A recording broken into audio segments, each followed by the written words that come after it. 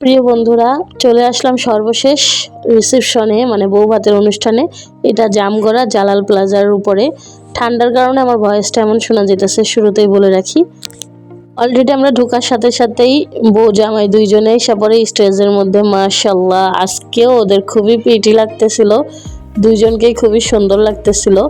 তারপরে এই তো ওরা যখন স্টেজে উঠে যায়, আমাদের মানে দ্বিতীয় পর্বটা শুরু হয়ে যায়। সেটা হলো খাবারের পর্ব।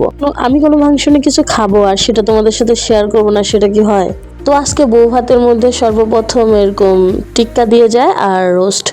সালাডটা দিয়ে আমি টিক্কাটা এরকম লেবু চিপে খাই, কারণ বরাবরই সালাদ আমার অনেক বেশি প্রিয়। তারপর আমার প্রিয় আরেকটা ফেভারিট এই যে বোরহানি। এই বোরহানিটা আমার কাছে এত ভালো লাগে, দইয়ের থেকে আমার বোরহানি বেশি ভালো লাগে। হামজায় এক পিস রোস্ট নিয়ে বসে আছে। ইব্রাহিম তো এই যে গায়ে হলুদ থেকে শুরু করছে।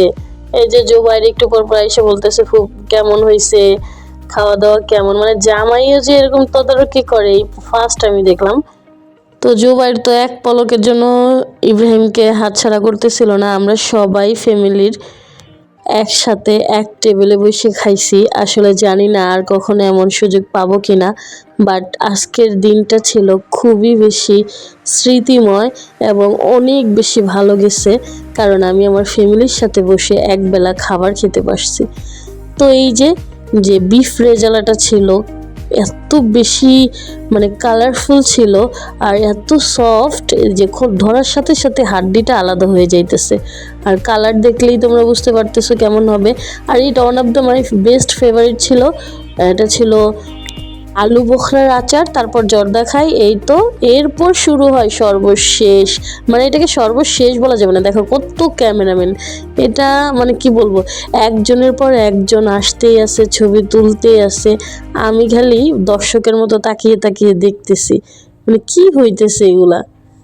সবাই আসলে এই স্মৃতিটাকে ধরে রাখতে চায়। এই তো সুমাইয়া, তারপর আমার বোনেরা সবাই, ওদের কত পিটি লাগে তাই না, কি সুন্দর করে হাসতেছে। আর এই বউটা সবসময় হাসি খুশি থাকে, এটাই আমার কাছে অনেক বেশি ভালো লাগে।